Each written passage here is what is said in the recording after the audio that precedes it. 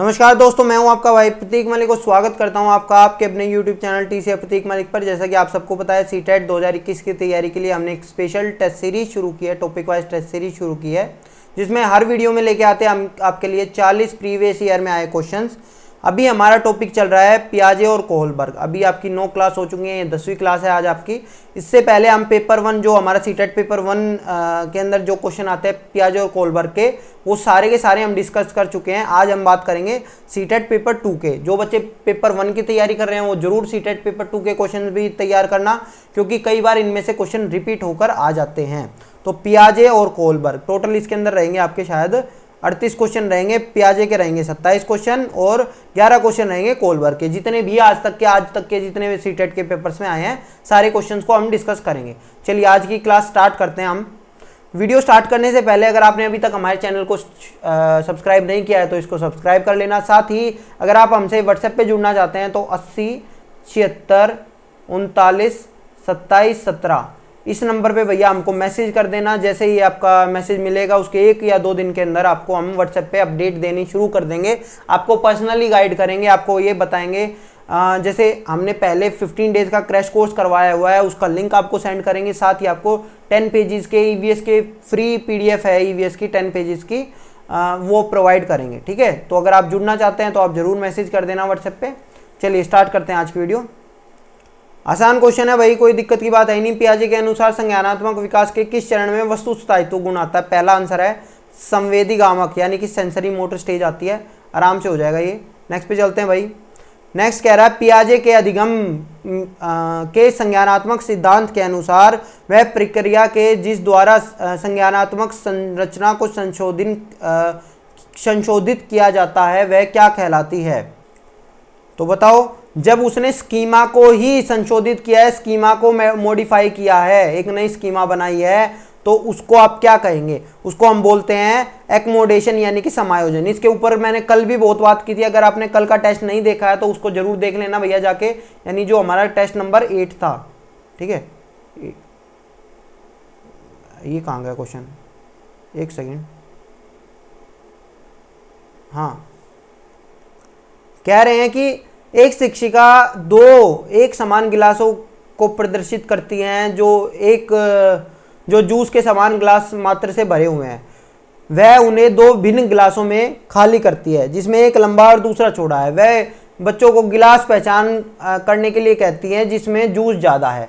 बच्चे प्रत्युत्तर देते हैं कि लंबे क्लास में जूस ज़्यादा है। तो बच्चों के अंदर किस चीज़ की दिक्कत है? ये क्वेश्चन कल पेपर 1 के अंदर भी हमने डिस्कस किया था, इसीलिए मैं आपको कहता हूँ। लेकिन कल क्या था? कल उसके अंदर ये जो डिसेंटरिंग वाला ऑप्शन था ना, ये नहीं था। उसके अंदर पूछा था उसकी थिंकिंग में कौन सी दिक्कत है। ठीक है, थिंकिंग के अंदर कौन सी दिक्कत है? तो थिंकिंग बच्चे की थी इरिवर्सिबिलिटी थी। आया समझ में? यहां उसमें लिखा हुआ है रिवर्सिबिलिटी, तो रिवर्सिबिलिटी थिंकिंग नहीं है। उसका आंसर कल था इरिवर्सिबिलिटी। आज इसका जो आंसर होगा, इरिवर्सिबिलिटी होने की वजह से बच्चे विकेंद्रीय करते हैं, डिसेंट्रिक करते हैं, क्योंकि वो सोच ही नहीं पाते। वो एक ही पहलू को, एक ही पक्ष को देखते हैं और उसी के हिसाब से, अगर उन्होंने लंबा ज्यादा देखा, उनको लग रहा है लंबे में ज्यादा होगा, तो वो यही सोचते हैं कि लंबे में ज्यादा होगा। वो दूसरा पक्ष चौड़ाई को देख ही नहीं पाते कि भैया ये तो कम चौड़ा है ना। ठीक है, तो अगर यहाँ इरिवर्सिबिलिटी, कल के उसके अंदर ऑप्शन था इरिवर्सिबिलिटी, अगर आप देखेंगे तो। चलिए नेक्स्ट पे चलते हैं। कोहलबर्ग से क्वेश्चन है भैया, कह रहे हैं कि कर्नल सिंह कानूनी कार्यवाही तथा खर्च के बावजूद आयकर नहीं देता है। वह सोचता है कि वह भ्रष्ट सरकार को समर्थन नहीं दे सकता। मतलब अब वो रूल तोड़ रहा है। रूल तोड़ने वाली चीजें किसमें थी? मैंने बताया था आपको, जो तीसरा लेवल होता है, पोस्ट कन्वेंशनल होता है, उसी के अंदर थी। आगे समझ में? जब रूल तोड़ेगा तो पोस्ट कन्वेंशनल में जाएगा। नेक्स्ट पे चलते हैं। कह रहे हैं इम्प्लीकेशन बताओ, पियाजे थ्योरी की इम्प्लीकेशन क्या है, आपको क्या लगता है? तो पहली बात तो बच्चों की अधिगमनात्मक तत्परता के प्रति संवेदनशीलता। बिल्कुल, स्टूडेंट खुद लर्न कर रहे हैं तो वो सेंसिटिव होंगे। जब मतलब हमें सेंसिटिव होना पड़ेगा कि चिल्ड्रन रेडी हों पढ़ने के लिए। ठीक है, एक्सेप्टेंस ऑफ इंडिविजुअल डिफरेंस, सही बात है। हर बच्चा अपने हिसाब से लर्निंग करेगा, डिस्कवरी ऑफ लर्निंग करेगा, यही है। Need of verbal teaching, verbal teaching वाली चीज तो पियाजे ने कही नहीं है। टीचिंग वाली चीज नहीं कहता पियाजे, तो ये कहता है बच्चे खुद सीख लेंगे। चलिए नेक्स्ट पे चलते हैं भाई। ये कह रहे हैं कि 2014 में आया था ये क्वेश्चन, कह रहे हैं कि आपके हिसाब से पियाजे कौन सी बात कही गई है। पियाजे अगर मैं ग्राफ बनाऊं तो पियाजे का इनमें से कौन से ग्राफ के हिसाब से रहेगा, तो उसने स्टेजेस दिए ना, तो स्टेजेस वाला ग्राफ होता है ये वाला भैया, ठीक है। तो हमारा आंसर है पहला। नेक्स्ट पे चलते हैं। कल भी इस बारे में बात हुई थी कि पियाजे ने इनमें से कौन सी चीज़ को दरकिनार किया है। उसने कहा है सोशल इंटरेक्शन को उसने दरकिनार कर दिया, इसके बारे में उसने बात ही नहीं की है, ठीक है। वो सोसाइटी के बारे में कोई बात नहीं करता, वो ये कहता, वो ये जरूर कहता है बच्चा सीख लेगा, लेकिन बच्चा सीखेगा खुद, ठीक है। चलिए नेक्स्ट पे चलते हैं। ये क्वेश्चन रिपीट हो गया भाई, अगर आप देखेंगे ये क्वेश्चन रिपीट हो गया, सेम क्वेश्चन है जो पहली अभी हमारा आया था, इसका आंसर था चौथा, ठीक है। ये क्वेश्चन रिपीट हुआ है। नेक्स्ट पे चलते हैं भाई। कह रहे हैं छिपी हुई वस्तु ढूंढ निकालना इस बात का संकेत देता है कि शिशु की बात जब कर दी, इन्फेंट की बात जब कर दी, तो वो कौन सी स्टेज थी, वो 0 से 2 साल में आएगी। 0 से 2 साल में क्या क्या चीज़ आ रही थी, ऑब्जेक्ट परमानेंस आ रहा था, वस्तु स्थायित्व गुण आ रहा था, ठीक है। अब वस्तु स्थायित्व गुण था क्या, कि हम पहले बच्चा ये सोचता है कि जो वो चीज़ें देख रहा है ना, उसका संसार वही है, उसके अलावा कोई संसार है ही नहीं, उसको जो चीज़ें नहीं दिखाई दे रही, सुनाई नहीं दे रही, या उसको मतलब पता नहीं चल रहा ना, तो उसका संसार से बाहर है वो चीज़ें, एक्चुअल में वो संसार है ही नहीं। तो जब वो बच्चा ये कर लेगा कि नहीं, कुछ चीज छुपी हुई है जो मुझे नहीं दिखाई दे रही है, नहीं सुनाई दे रही है, वो तब भी प्रेजेंट है संसार में, तो इसका मतलब उसके अंदर ऑब्जेक्ट परमानेंस आ गया है, वस्तु स्थायित्व गुण आ गया है, ठीक है। नेक्स्ट पे चलते हैं भाई। कह रहे हैं पियाजे अनुमोदन करते हैं कि पूर्व संक्रियात्मक बच्चे याद रखने में असमर्थ होते हैं। निम्नलिखित कारकों में से किसको उसे इस असमर्थता के लिए जिम्मेदार ठहराया जा सकता है। मतलब कि कंजर्वेशन, लैक ऑफ कंजर्वेशन उनके अंदर होता है, तो वो क्यों होता है, क्योंकि वो अब देखो एक और चीज़ है, प्री ऑपरेशनल स्टेज की बात कर रहे हैं, तो वही उन्हीं चीज़ों के बारे में बात करेंगे जो प्री ऑपरेशनल में होती है। तो एक जब आपको नहीं भी पता है चीज़ें, तो ऑप्शन से खेलना सिखा रहा हूँ। हाइपोथेटिकल ये हमारा लास्ट में होता है। पर्सनल फेबल भी हमारा चौथी स्टेज में आता है। जिसको नहीं पता हो पर्सनल फेबल के बारे में बता देता हूँ। चौथी स्टेज जब हमारी होती है, जब हमारे थोड़े बच्चे किशोर अवस्था में होते हैं, तो उनको ये लगता है कि हर कोई उनको ही देख रहा है, उनको ही जज कर रहा है। मतलब हर कोई जो आदमी बैठा है वो उनको जज करने के लिए बैठा है, ठीक है। कि मान लो उसको पता चला कि आज उसके जो कपड़े थे वो ठीक नहीं थे, या उसने कपड़े प्रेस करके नहीं पहने, तो हर किसी को उसको ये लगेगा कि हर कोई यही नोटिस करने के लिए बैठा है। आया समझ में? तो ये पर्सनल फेबल होता है। और ये ज़्यादातर ये लड़कियां ज़्यादा सोचती हैं इस बारे में, ठीक है। लड़के भी सोचते हैं पर लड़कियां ज़्यादा सोचती हैं, मैंने ये देखा है। इरिवर्सिबिलिटी ऑफ थॉट, कि मेरे को हर कोई जज कर रहा है, तो ऐसा नहीं होता, हर कोई जज करेगा। तो इसका आंसर था हमारा तीसरा, इरिवर्सिबिलिटी ऑफ थॉट्स। नेक्स्ट पे चलेंगे। पर्सनल फेबल चौथे वाले में आता है क्योंकि, ठीक है। देखिए, ये बताओ कि पियाजे के सिद्धांत के अनुसार बच्चे निम्न में से किस प्रकार सीखते हैं। किस प्रकार सीखते हैं मतलब कि वो स्कीमा कैसे बनाते हैं। वो कैसे बनाते हैं? प्रोसेस ऑफ एडेप्टेशन, अनुकूलन की प्रक्रियाओं से वो अपनी स्कीमा बनाते हैं। नेक्स्ट पे चलते हैं भाई। हमने कल की क्लास में भी बात करी थी कि mental structure which are the building block of thinking, मानसिक संरचनाएं जो चिंतन के निर्माण प्रखंड हैं, उनको क्या कहते हैं? उनको स्कीमा कहते हैं, ठीक है। जिसको आप आम भाषा में कंसेप्ट कह देते हैं, वो क्या होते हैं? वो स्कीमा होते हैं भाई, ठीक है। नेक्स्ट पे चलते हैं। बहुत आसान क्वेश्चन है। एब्स्ट्रैक्ट थिंकिंग आ रही है, अमूर्त वैज्ञानिक चिंतन आ रहा है, तो वो औपचारिक संक्रियात्मक यानी जो लास्ट स्टेज है उसी के अंदर आता है। ये पहली है, ये दूसरी है, ये तीसरी है, ये चौथी है। चौथी स्टेज में ही बच्चा अमूर्त चीजें करना सीखता है, अमूर्त चिंतन उसका यही आता है। नेक्स्ट पे चलते हैं भाई। देख रहे हो पेपर 2 कितना आसान आता है। चलो अब देखो, एक चीज मैंने आपको बताई थी कल, एक चीज बताई थी, जब इसमें देखेंगे हम पूर्व संक्रियात्मक काल में आने वाली संज्ञानात्मक योग्यता कौन सी है आपके हिसाब से? हाइपोथेटिकल डिडक्टिव थिंकिंग ये चौथी में आती है। एबिलिटी टू एब्स्ट्रैक्ट थिंकिंग ये चौथी स्टेज में आती है। Ability to goal directed thinking ये हम बात करेंगे। मैंने बताया था कुछ राइटर इसको कहते हैं पहली स्टेज में आती है और कुछ कहते हैं दूसरी स्टेज में आती है। समझ रहे हो? ये दोनों स्टेज के अंदर मैंने बताया था। तीसरा आता है ability to take other perspective. Other perspective तो बच्चे लेते ही नहीं हैं, तो हमारा आंसर क्या हो गया? हमारा आंसर हो गया का तीसरा, ठीक है। तो कल इसी में जब हम बात कर रहे थे तो ये हमारा आंसर नहीं था सेकंड स्टेज में, लेकिन आज हमारा सेकंड स्टेज में हो गया है। तो आपको ऑप्शन के हिसाब से ये चीज़ तय करनी है कि गोल डायरेक्टेड बिहेवियर आपका फर्स्ट स्टेज में आ रहा है या सेकंड स्टेज में आ रहा है। ठीक है दोस्तों, तो अदर पर्सपेक्टिव क्यों नहीं लेते हैं? क्योंकि वो ईगो सेंट्रिक होते हैं, उनको ये लगता है कि जो मैं सोच रहा हूँ उसे दूसरे लोग भी वही सोच रहे होंगे। ठीक है, चलिए ये हमारा ये हो गया ना, हाँ ये वाला क्वेश्चन है। चलिए अब देखो, ये क्वेश्चन भी थोड़ा थोड़ा अगर आप देखोगे तो कंफ्यूजन क्रिएट करेगा। कैसे? अगर अब मैं ऑप्शन में दिखाऊंगा इसका, कह रहे हैं कि पियाजे के अनुसार विकास को प्रभावित करने के लिए निम्नलिखित कारकों में से किसकी भूमिका महत्वपूर्ण होती है? पुनर्बलन की नहीं होती, भाषा की नहीं होती। वो भाषा और पुनर्बलन को वो नेगेटिव मतलब मानता ही नहीं है वो इन चीज़ों को। फिर वो बात करें एक्सपीरियंस विद फिजिकल वर्ल्ड, क्योंकि बच्चा खुद ही सीख रहा है ना। और कह रहे हैं इमिटेशन तो बच्चा पहली स्टेज में ही तो करता है, उसके बाद तो इमिटेशन करता ही नहीं है, उसके बाद तो वो अपने फिजिकल वर्ल्ड में ही जाके चीज़ें सीखता है। ठीक है, तो इसलिए इसका आंसर होगा तीसरा।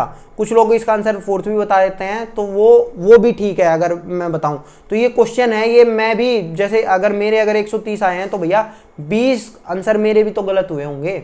ठीक है, तो ये उन्हीं में से एक आपका ये हो सकता है कि इसके अंदर मैं भी कंफ्यूज हूँ। अगर आपको सही आंसर मिले तो आप भी बता देना, पर मेरे हिसाब से इसका आंसर है तीसरा। ठीक है, मैं इसको तीसरा लगा के आता अगर मैं पेपर में बैठा होता इसमें। नेक्स्ट पे चलते भाई। अब देखो कंजर्वेशन क्या था? कंजर्वेशन ये था कि अगर जो जूस वाली जो चीज़ थी ना, जो हमने बात की थी कि एक दूसरी में डाल दिया, वो लंबे एक गिलास में रख दिया, तो बंदे ये कहते थे कि जो लंबी चीज़ है उसी के अंदर जूस ज़्यादा आएगा हमारा, है ना। तो अब आप अगर ये देखेंगे कि ये जो कंजर्वेशन है, इससे मतलब इससे आप क्या समझते हैं? तो इस कंजर्वेशन का मतलब क्या है, इस कंसेप्ट का मतलब क्या है जो पियाजे इसके बारे में बात करता है? इसका मतलब ये है कि मान लो आपने किसी चीज़ का रंग बदल दिया, आपने किसी चीज़ का साइज बदल दिया, आपने किसी चीज़ की आकृति बदल दी। मान लो मेरे पास में मेरे पास में मान लो 6 चॉकलेट है। ठीक है, 6 चॉकलेट या टॉफ़ी है या बोल है, तो 6 मैंने ऐसे करके रख दी या मैंने 6 ऐसे करके रख दी। ठीक है, तो मैंने इनकी शेप बदल दी या 6 मैंने ऐसे करके कर दी, तो इसकी जो संख्या होगी या इसका जो द्रव्यमान होगा या जो सारी चीज़ें भी होंगी उसके ऊपर कोई फर्क नहीं पड़ेगा। जैसे कि हमने मान लो एक लंबे गिलास से हमने एक चौड़े गिलास में अगर जूस डाल दिया, तो इसका मतलब चौड़ा गिलास दूध थोड़ी पी गया या जूस थोड़ी पी गया, उसके अंदर जूस तो उतना ही है, बस क्योंकि वो चौड़ा है इसीलिए उसके अंदर वो कम दिखाई दे रहा है। आगे समझ में, लेकिन वो जूस कम नहीं हुआ है। तो ये क्या होता है? Certain physical properties remain the same even when outward appearance change. Outward appearance कौन सी है? कोई पैटर्न बदल दिया हमने, कोई रंग बदल दिया, कुछ हमने और कुछ बदल दिया, तो अगर वो भी कर दिया तो रियल में तो वो चीज़ वैसी ही रहेगी। ये आंसर है भाई इसका। ठीक है, नेक्स्ट पे बात करते हैं 72। अब ये पियाजे की स्टेजेस के बारे में बात करने लगे हैं। 12वां क्वेश्चन है, 12वां, ये 2016 में 12वें नंबर पे आया था। तो ये क्या कह रहे हैं कि जीन पियाजे के संज्ञानात्मक विकास के सिद्धांत के बारे में निम्नलिखित में से कौन सा कथन सही है? कौन सा कथन सही है? पियाजे का तर्क है कि संज्ञानात्मक विकास चरणों से आगे बढ़ने की अपेक्षा निरंतर है।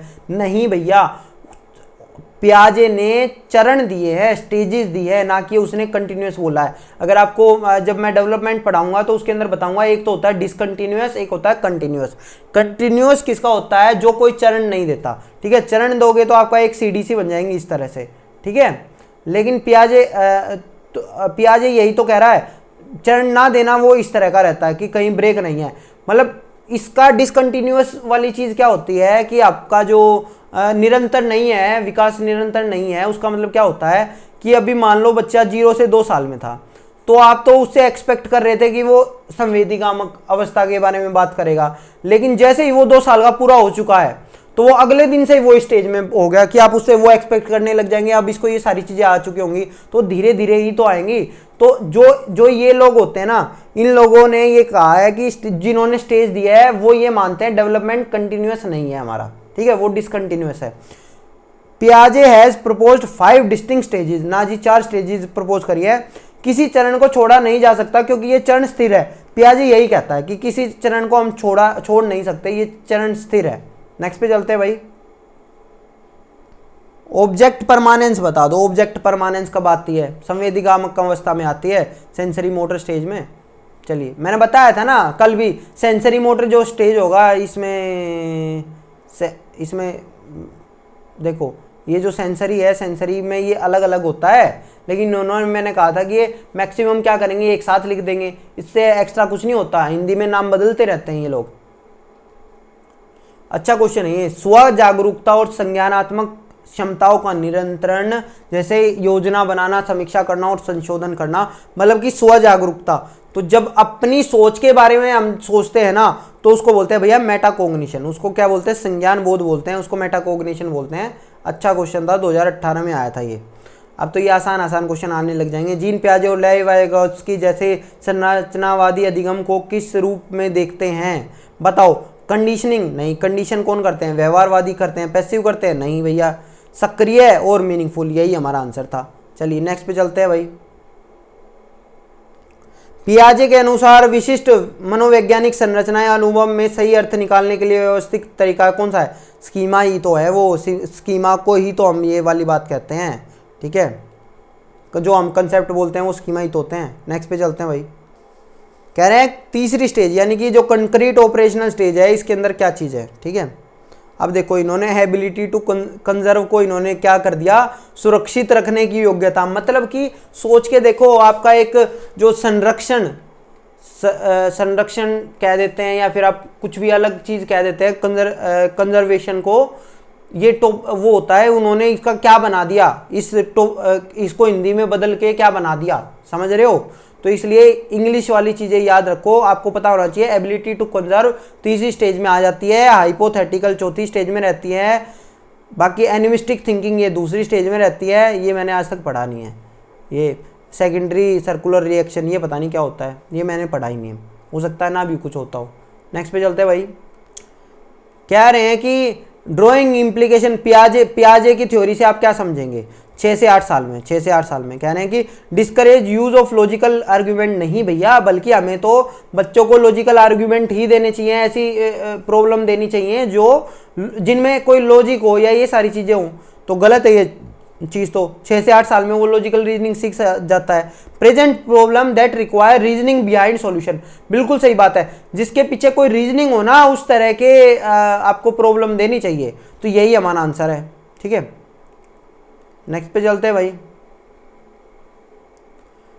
बहुत आसान है, हाइपोथेटिकल डिडक्टिव रीजनिंग, ये कौन सी में था? चौथे में था, ठीक है। नेक्स्ट पे चलते हैं। ये हो गया ना? हाँ ये हो गया। कोई बच्चा किसी स्थिति के एक पहलू पर ध्यान केंद्रित करता है और दूसरे को पूर्ण अवहेलना करता है, ठीक है। आपके हिसाब से ये क्या चीज़ है? इसको आप क्या कहेंगे? अहम केंद्रित कहेंगे, इमिटेट कहेंगे, सिंबॉलिक थॉट कहेंगे, इसको हम कंसंट्रेशन कहेंगे, एकाग्रता, ठीक है। एक सेकेंड, हाँ यही होना चाहिए ना, ईगोसेंट्रिक स्पीच। वैसे तो अगर देखा जाए तो इसको तो मैं क्या कहता, इसको मैं कहता इरिवर्सिबिलिटी कह सकता था, कि वो बस एक ही थॉट मानता है, एक ही पहलू पर ध्यान रखता है, दूसरे पहलू को उसका पता ही नहीं है, उसको काम करना आता ही नहीं है, ठीक है। तो ये कह सकता था, वो ऑप्शन नहीं है, तो इसको अब मैं कंसंट्रेशन ही कह सकता हूँ, या और कुछ भी कह सकते हैं। देखते हैं, रुको, सॉरी क्वेश्चन गलत पढ़ा, मेरे को भी लगा कि ये कंसंट्रेशन तो कहाँ से आ गया, कंसंट्रेशन तो अभी तक पियाजे ने बात ही नहीं की थी। तो ये क्या कह रहा है? A child focus on one aspect, यानी कि वो क्या कह रहे हैं कि मान लो अपने जो उसका अपना एस्पेक्ट है उसके बारे में बात कर रहा है, और जो दूसरे एस्पेक्ट है ना उनको वो छोड़ रहा है। अगर भैया यहाँ पे इरिवर्सिबिलिटी होता तो मैं उसको वहाँ लगाता, लेकिन हो सकता है ये क्वेश्चन ये पूछना चाह रहा हो कि वो बस जो उसको सही लगता है वो उसको सही लग रहा है, और जो दूसरों को सही लग रहा है वो उसको ध्यान ही नहीं दे रहा, ठीक है। तो इस टाइम पे मैं लगाऊंगा ईगोसेंट्रिज्म, ईगोसेंट्रिक बिहेवियर, ठीक है भाई। चलिए नेक्स्ट पे चलते हैं। आसान है। अकॉर्डिंग टू पियाजे which one of the following pair is essential for cognitive development? आत्म सात्कारण और समायोजन, यही तो है हमारा, एसिमिलेशन और एक्मोडेशन। चलिए नेक्स्ट पे चलते हैं।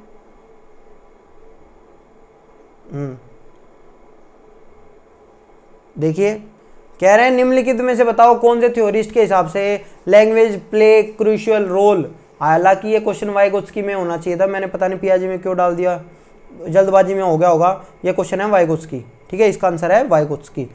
वाइगोत्स्की ने ही ये बात कही थी कि जो लैंग्वेज होती है वो इम्पोर्टेंट रोल अदा करती है। नेक्स्ट पे चलते हैं। अब कोलबर्ग और इसका डेवलपमेंट के बारे में बात करेंगे। चलिए, कह रहे हैं कि कोलबर्ग के अनुसार सही और गलत प्रश्न के बारे में निर्णय लेने में शामिल चिंतन प्रक्रिया को क्या कहते हैं?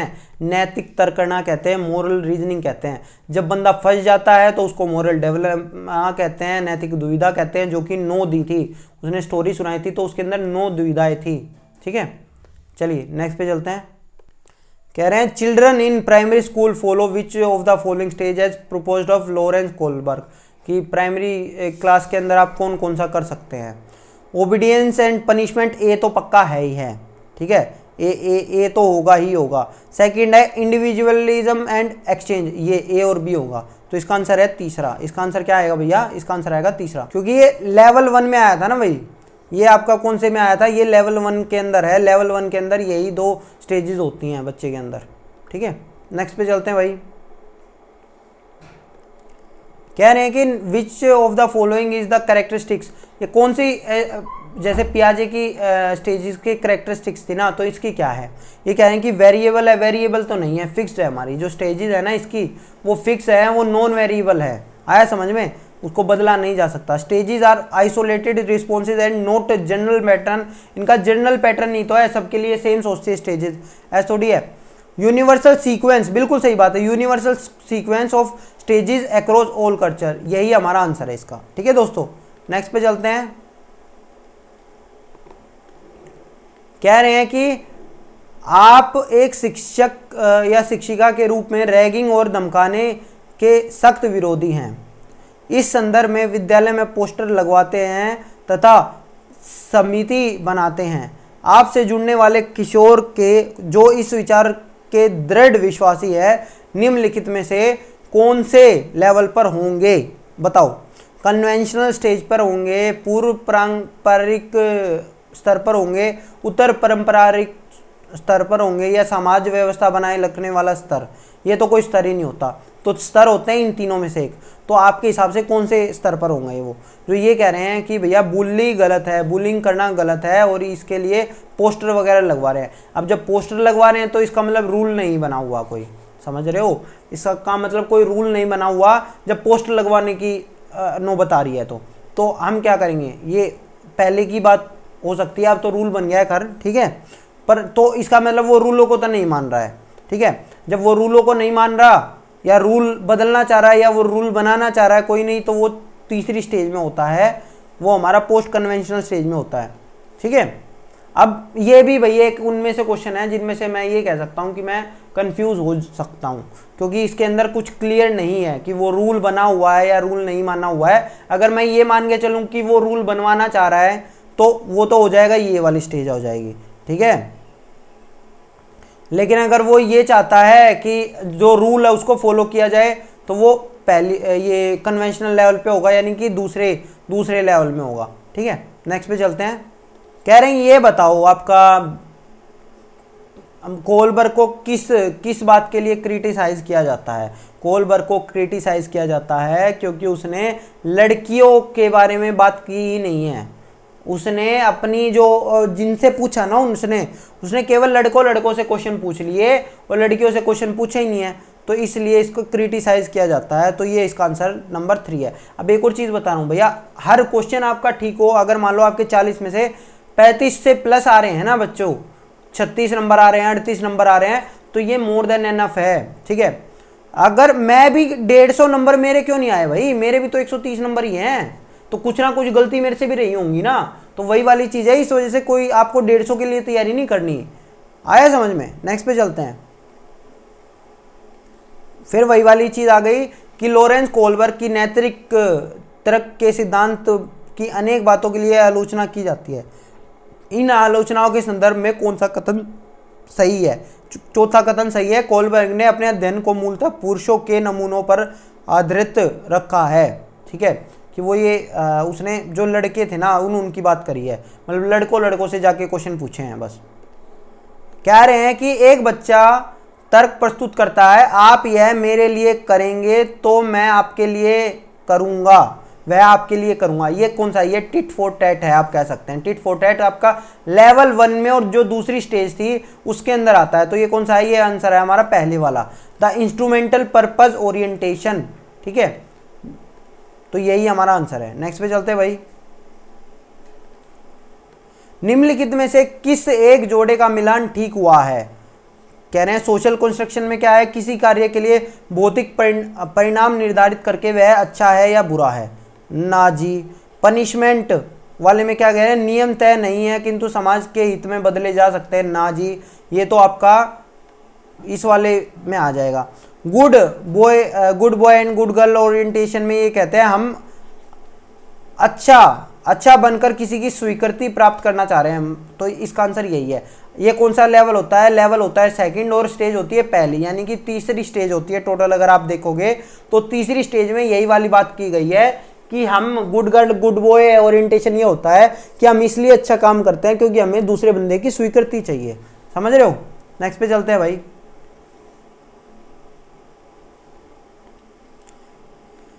कह रहे हैं कि read the following description and identify the stage of moral reasoning of Kohlberg. Right action in the defined by self chosen ethical principle of conscience that are valid for all humanity regard of all law and social agreement। कि अंतःकरण की स्वचयनित नैतिक सिद्धांतों के द्वारा सही कार्य परिभाषित किया जाता है जो कि कानून एवं सामाजिक समझौते पर ध्यान दिए बिना संपूर्ण मानवता के लिए वैध माना जाता है। तो आप इस चीज़ को क्या कहेंगे? इसको हम कहेंगे ये यूनिवर्सल इथिकल प्रिंसिपल ओरिएंटेशन है, जो कि हमारा लास्ट छठी स्टेज है जो हमारी। ठीक है, छठी स्टेज है ये, वो है। ठीक है, नेक्स्ट पे चलते हैं भाई। क्वेश्चन है, नूर विद्यालय में अपना लंच बॉक्स लाना भूल गई है, यह कहते हुए तन्या उसका लंच बॉक्स साझा करने के लिए कहा। तुम आज अपना लंच बॉक्स मेरे साथ साझा करना चाहिए क्योंकि कल मैंने तुम्हारे साथ लंच साझा किया था। मतलब जो तुमने मेरे साथ कल किया वो मैंने तुम्हारे साथ ऐसा किया। अब ये बच्चों में कुछ वो करने के लिए भी होता है कि तू इसके लिए इतना क्यों कर रहा है, क्योंकि मैडम ये भी मेरे लिए इतना करता है। ठीक है, तो ये मोरल रीजनिंग होती है। कई बार बच्चे इस तरह के भी आएंगे कि तूने इसको क्यों मारा, क्योंकि मैडम पहले इसने मुझे मारा। तो वो भी टिट फॉर टैट होता है। वो होता कौन से में है, वो हमारा जो आपका कौन सी स्टेज होती है, आपकी स्टेज अगर मैं बताऊं तो आपकी आदान प्रदान वाली स्टेज होती है। ठीक है, अब देखो इस ऑप्शन में भी अगर मैं बात बताता हूं तो जो ये ऑप्शन है ना, ये प्री कन्वेंशनल ऑप्शन होना चाहिए। प्री कन्वेंशनल, क्योंकि जो एक्सचेंज वाली जो चीज़ें हैं ना, एक्सचेंज वाली चीज़ें प्री कन्वेंशनल में आती हैं और ये क्वेश्चन गलत दिया हुआ है। आए समझ में? तो इसका आंसर आएगा चौथा। चलिए नेक्स्ट पे चलेंगे। पूर्व परंपरागत नैतिकता में प्री कन्वेंशनल मोरालिटी बहुत से नियमों और मूल्यों को व्यक्तियों द्वारा आंतरिक किया जाता है। आंतरिक तो होते ही नहीं है, सारे के सारे बाहर से होते हैं, क्योंकि या तो हम डर से काम करते हैं या कोई किसी के बहकावे में आके, तो हमारी अपनी तो सोच होती नहीं है, तो ये गलत है। न्याय के व्यापक तथा उदारता आधारित सिद्धांत नियमों को सामाजिक अनुबंध के रूप में देखने के लिए शामिल किए जाते हैं, गलत है। नियमों तथा मूल्यों का विचार विकसित नहीं होता, गलत है। व्यक्ति के लिए नियम तथा मूल्य बाह्य होते हैं, ये हमारा आंसर है, चौथा हमारा आंसर है। ठीक है दोस्तों, अगर आपको ये वीडियो पसंद आई हो तो इसको लाइक कर देना, अपने दोस्तों के साथ शेयर कर लेना, और आपका यहाँ से पियाजे और कोलबर्ग के जितने भी क्वेश्चन आए थे CDP में मैंने सारे आपको करवा दिए। धन्यवाद।